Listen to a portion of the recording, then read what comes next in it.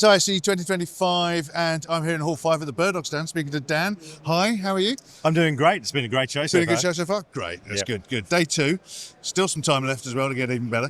Now, you've had something of a year, new cameras. We certainly have, but yes. Generally, give us some news for ISE 2025. So I think probably one of the most exciting things is ISE 2025. Everything you see on our booth is new for this year, for this show. So we've been really busy over the last 12 months. Our whole range of cameras that we've released, and now we're actually getting into the exciting part as far as I'm concerned, was actually building out workflow tools specifically for AV, but also just in general for our customers. Yeah. So, well, that's a good point, specifically for AV. We're at ISE, certainly we would normally have seen you at broadcast shows and your broadcast quality cameras. You're here presenting them to an AV market. That's right. It's an interesting, I guess, convergence market, really, I see these days. For us, we've always had one eye on the AV market, and I think that's true for a lot of companies that make production equipment. But I think we're really uniquely placed because of our products being designed around PTZ cameras that are remotely controllable, having meeting room products like our brand new pod product that we've just announced here, and having an AV over IP solution with NDI has really kind of pushed us. As much as we wanted to be in the AV market, it's really dragged us there anyway with the products that we have. And so we've lent into that with the products that we now deliver. So. Are you identifying that the AV market is, let's not say big AV, but corporate solutions, they're actually identifying NDI as a solution now? I've certainly noticed in the early days when we'd got quite used to it. Yep. They were still like, what? It's a very much so that doesn't happen anymore. People do know NDI, and I think every industry works in slightly different paces. Yeah. But the pressures that you have within AV, the AV industry and the broadcast industry, in a lot of ways are similar. Yeah. You need high quality pictures, you need low latency, and now you want to put it on a network. You need it to be efficient. Yeah. So really, that's what's distilled over time, and in different ways they've kind of circled around and ended up at a very similar spot. Yeah, absolutely. So.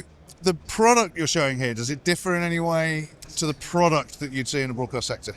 Yes, it does. I guess if you know BirdDog, you think of us as making cameras and converters for production type things. Yeah. We've actually announced a whole range of new products. They're pretty exciting, actually. Okay. It's the camera we've got is called Max, and it's taken all the kind of secret sauce we do with our cameras to make them look great and look like they're on television.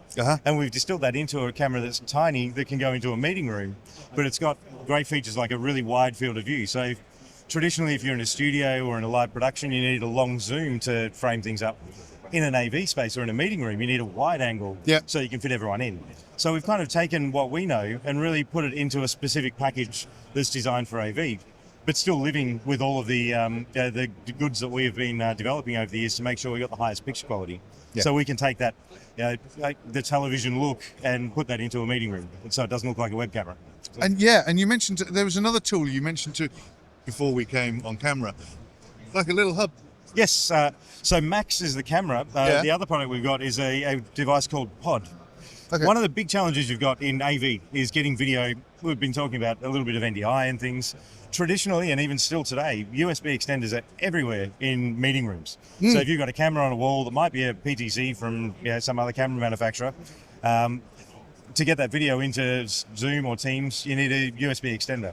What we've done is built this Pod product, which takes our native NDI, and you can put it in the middle of a meeting room table, and it converts that NDI into a USB port.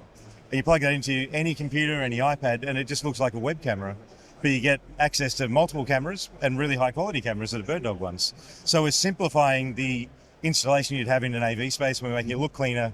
It actually lowers the cost, lowers the complexity, but adds a huge amount of quality improvements and also flexibility. Brilliant.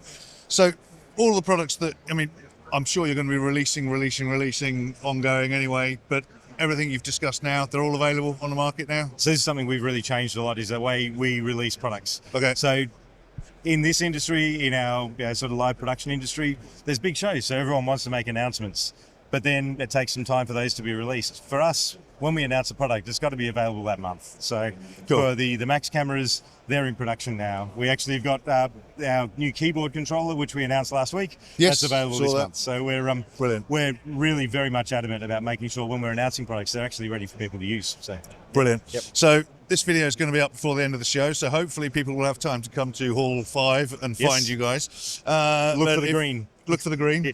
And if they don't make it to see you here, remind us of the website to send them to. Our website's pretty simple. It's birddog.tv. Easy enough. Yep. Thanks, Dan. Thanks very much. For everything else that we're doing at ISE 2025, it's kitplus.com.